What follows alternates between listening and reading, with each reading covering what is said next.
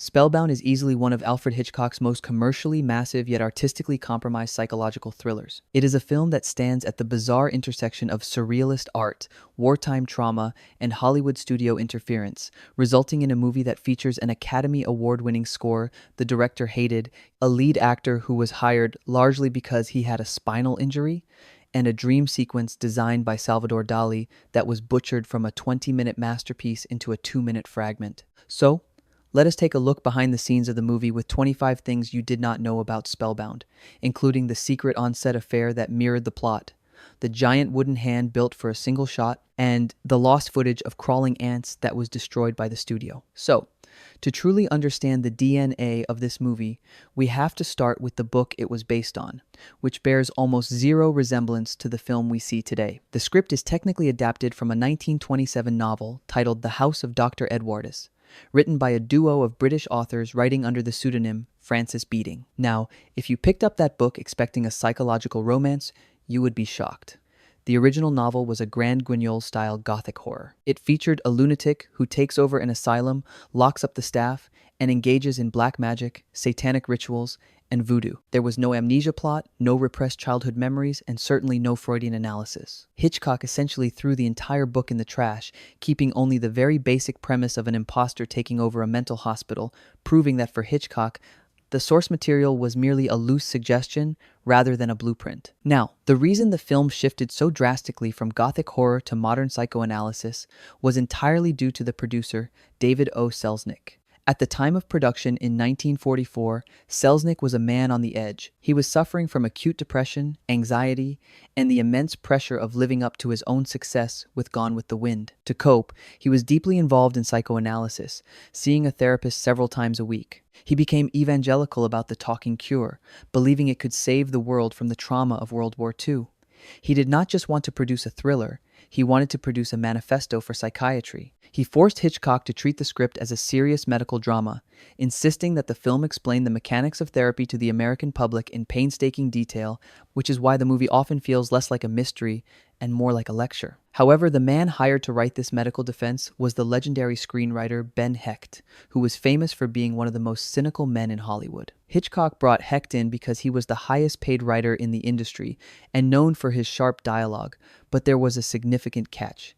Hecht did not believe in psychoanalysis at all. He openly called it a fraud and a scam. So you had this fascinating creative tension in the writer's room where the producer was obsessed with Freud and the writer thought it was all nonsense. Hecht eventually agreed to write the script, but he focused entirely on the melodrama and the romance, essentially inventing what we now call movie psychology, where a complex, deep-seated mental trauma can be cured in 3 days, just by realizing you hated your brother when you were 5 years old. So, when it came to casting the male lead, the film arrived at a critical juncture for Gregory Peck.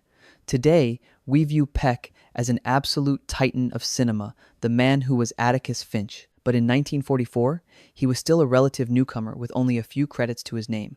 He was actually the backup choice. Selznick originally wanted Joseph Cotten or even Cary Grant to play the role of the amnesiac John Ballantyne. But during World War II, many of Hollywood's leading men were serving overseas. Peck was hired largely because he was exempt from the military draft due to a severe spinal injury he had sustained during a dance class years earlier. This meant he was one of the few A-list leading man types actually available in Hollywood. Hitchcock was reportedly skeptical of Peck's lack of experience, often giving him very minimal direction, which Peck initially interpreted as the director disliking him, adding to the actor's real-life anxiety on set. Now, Ingrid Bergman, on the other hand, was arguably the biggest female star in the world at that moment. She was coming off the massive cultural phenomenon of Casablanca and Gaslight, the latter of which would win her an Oscar. Getting her for Spellbound was a massive coup, but it was also a contractual obligation.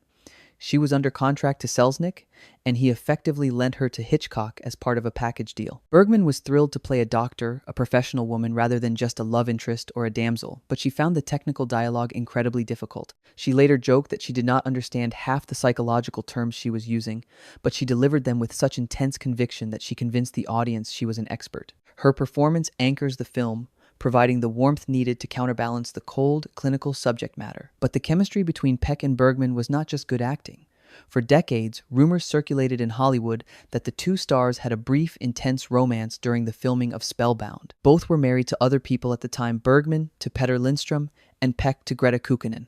It was not until decades later, long after Bergman had passed away, that Gregory Peck finally confirmed the rumors in a candid interview. He admitted they had a passionate affair during the production, describing her as a lovely Swedish rose and admitting he was truly in love with her during the shoot. This real-life infatuation explains the palpable heat in their scenes, particularly the famous first kiss, which feels incredibly intimate because, for them, it was not just a movie scene, it was a stolen moment in a forbidden relationship. So, while the leads were falling in love, the supporting cast featured a true legend of the television theater, Michael Chekhov. Playing the mentor figure, Dr. Brulov Chekhov was the nephew of the famous playwright Anton Chekhov and was a revered acting teacher. He developed the psychological gesture technique, which would go on to influence actors like Marilyn Monroe, Clint Eastwood, and Jack Nicholson. Hitchcock allowed Chekhov a surprising amount of freedom to improvise and create his character's eccentricities. Chekhov stole almost every scene he was in,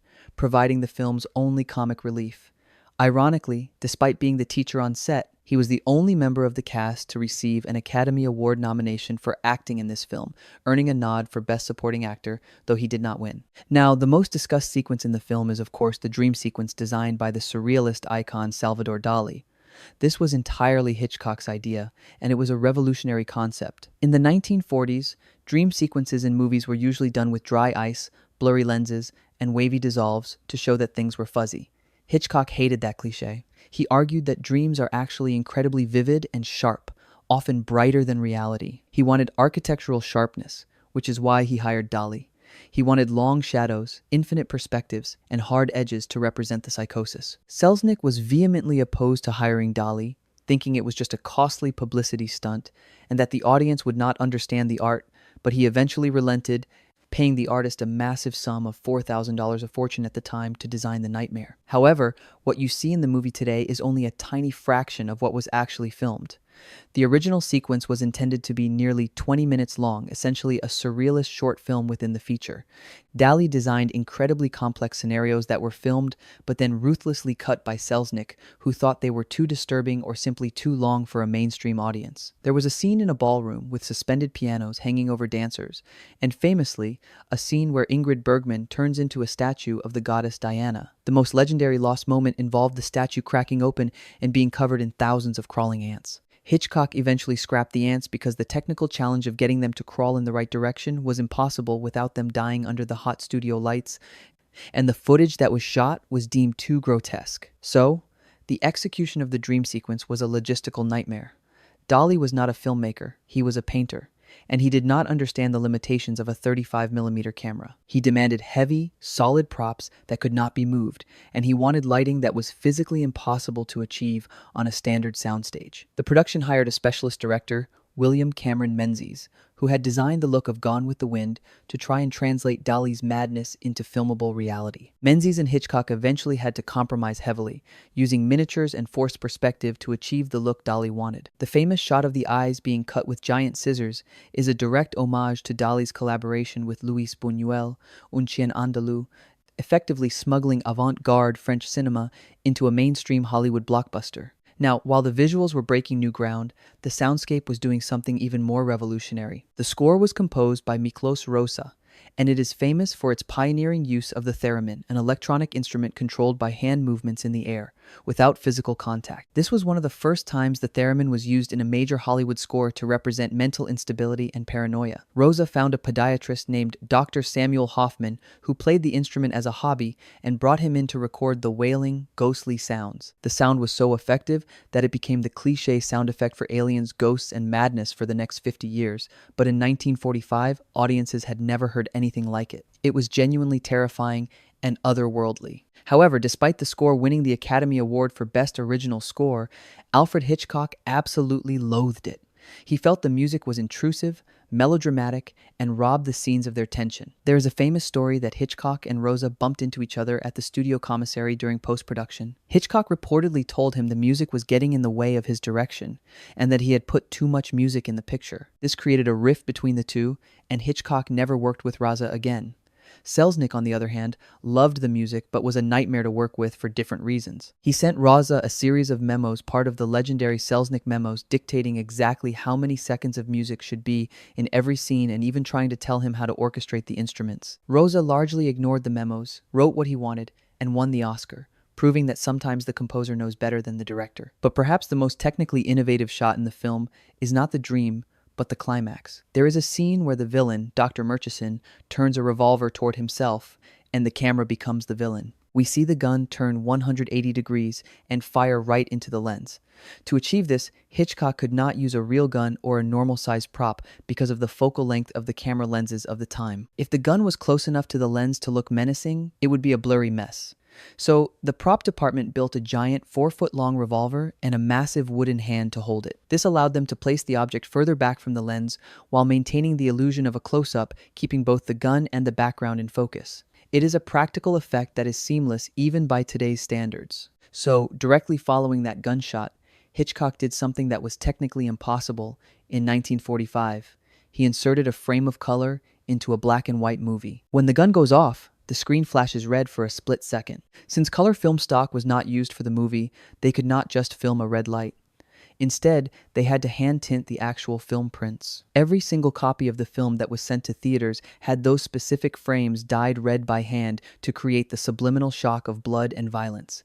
It was a jarring, visceral effect intended to make the audience flinch. In many modern digital transfers, this red flash is preserved, but for decades on television broadcasts, it was just shown as a white or gray flash, meaning a whole generation of viewers missed Hitchcock's subliminal trick. Now, because Selznick was so obsessed with the accuracy of the psychoanalysis, he hired his own therapist, Dr. May Ram, to be the technical advisor on set. This turned out to be a disaster for the production workflow. Dr. Ram was constantly interrupting filming to correct the actors on how a therapist would sit, speak, or hold a notepad. Hitchcock, who cared about drama and suspense rather than medical accuracy, had zero patience for her. There is a famous anecdote where Dr. Ram complained that a certain line of dialogue was medically inaccurate. Hitchcock turned to her and simply said, "My dear, it is only a movie." He eventually started directing around her, ensuring she was kept busy with trivial tasks elsewhere so he could film his fake psychology in peace. However, Hitchcock was much more interested in the psychology of the romance than the textbook definitions. The first time Peck and Bergman kiss, Hitchcock wanted to visually represent the emotional explosion they were feeling without using dialogue. He came up with the idea of a sequence of doors opening. As they embrace, the camera tracks forward through a series of dissolving doors, one after another, opening into infinity. This was a visual metaphor for unlocking the repressed memories in Peck's mind, but it also served as a very obvious sexual metaphor. It is a classic example of pure cinema, using editing and visuals to convey a feeling that words could not express. It remains one of the most parodied sequences in film history, often used to mock the melodrama of 1940s romances. So, it is fascinating to think about how different the film would have been if Selznick had secured his other casting choices. Aside from Joseph Cotten as the lead, Selznick briefly considered trying to lure the reclusive Greta Garbo out of retirement to play the role of Dr. Constance Peterson. Imagine Garbo, with her icy, distant persona, playing the cold psychoanalyst. It would have changed the entire energy of the film, likely making it much darker and less romantic. Furthermore, for the role of the villainous Dr. Murchison, Hitchcock used Leo G. Carroll, who appeared in 6 Hitchcock films. Carroll was the invisible man of Hitchcock's universe, always reliable, never flashy, which made him the perfect twist villain because nobody suspected the boring bureaucrat. Now, despite the production troubles, the arguments over the music, and the cut dream sequence, Spellbound was a monster hit. When it opened at the Astor Theater in New York, it shattered attendance records. It was so popular that the theater had to stay open almost 24 hours a day to accommodate the crowds. It grossed $7 million against a $1.5 million budget, making it one of the most profitable films of the 1940s. It solidified Hitchcock's reputation in America, not just as a thriller director, but as a prestige director who could handle big stars and big topics. It also sparked a massive pop culture trend for Freudian noirs, leading to a decade of movies where every criminal had a childhood trauma that explained their crimes. But one sequence that often gets overlooked in discussions of the film's artistry is the skiing scene. Hitchcock needed to show Peck and Bergman skiing down a dangerous slope, but neither actor was a proficient skier, and the production could not travel to a real ski resort due to budget and war restrictions. The entire sequence was filmed on a soundstage using rear projection. The background footage was shot by a second unit in Alta, Utah. The actors stood on a fake snowbank in the studio, pretending to ski while wind fans blew in their faces. While it looks somewhat artificial to modern eyes, at the time it was considered a seamless blend of location footage and studio work. Hitchcock used quick cutting and close-ups to hide the lack of actual skiing, focusing instead on the tension of the cliff edge. So, like all films of this era, Spellbound had to navigate the strict censorship of the Hays Code. The censors were particularly concerned about two things: the portrayal of the mental institution and the suggestion of suicide. The code generally forbade showing the details of a suicide on screen, which made the climax tricky. Hitchcock got around this by framing the suicide as a point-of-view shot. So we do not actually see the character die, we only see the gunfire. Additionally, the censors were worried about the implication that Dr. Peterson Bergman and John Ballantyne Peck were sleeping together before marriage. Hitchcock had to be very careful with the dialogue and the blocking in the hotel scene to imply intimacy without explicitly confirming it, relying on the audience to read between the lines. Now, a subtle detail that Hitchcock wove into the film is the visual motif of lines. Throughout the movie, parallel lines trigger John Ballantyne's panic attacks. This starts with the fork marks on the tablecloth, continues with the stripes on a bathrobe, and culminates in the ski tracks in the snow.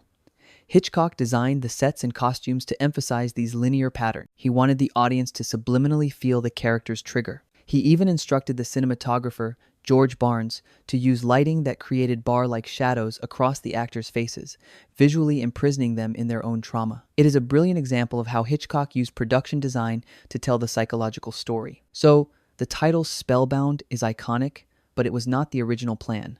As I mentioned, the book was The House of Dr. Edwards. During production, the working title was simply Dr. Edwards. Selznick hated it, thinking it sounded too academic and boring. He wanted something punchier, something that promised romance and mystery. They cycled through dozens of titles, including The Guilt of John Ballantyne and Hidden Impulse. Eventually, a secretary in Selznick's office suggested Spellbound. Hitchcock reportedly did not care what it was called as long as they finished shooting, but Selznick loved it. He felt it captured the hypnotic nature of the plot and the romance. The title was so successful that it became a catchphrase in the marketing campaign, "Will you be spellbound?" Now, when award season arrived, Spellbound was a heavy hitter. It received 6 Academy Award nominations, including Best Picture and Best Director. This was a huge moment for Hitchcock, who had been working in Hollywood for several years, but was still chasing that elusive Best Director Oscar, an award he would famously never win. While Spellbound lost Best Picture to The Lost Weekend, another film dealing with addiction and mental health, it did take home the Oscar for Best Original Score, validating Raza's work and the use of the Theremin. The fact that a thriller about a madman was nominated for Best Picture showed just how much the genre was beginning to be respected as serious art. But of course, no Hitchcock film is complete without his signature cameo.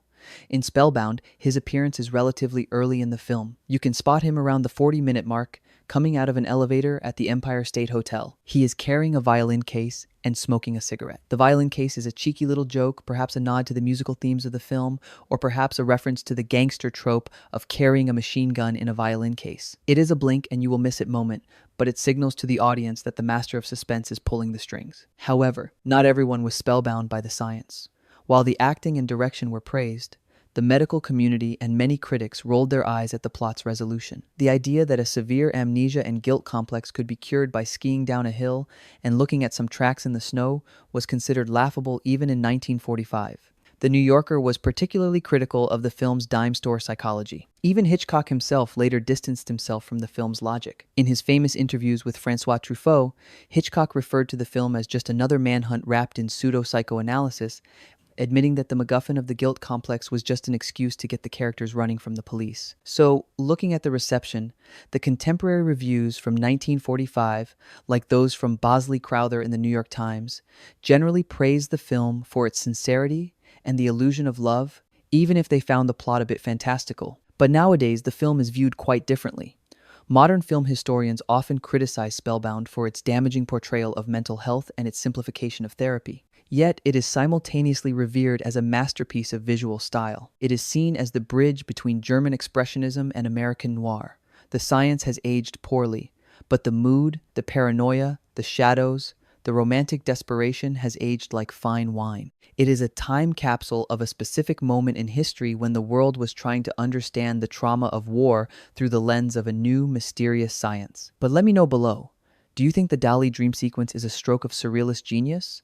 Or does it feel like a distracting gimmick that interrupts the flow of the mystery? Is it art or is it distraction?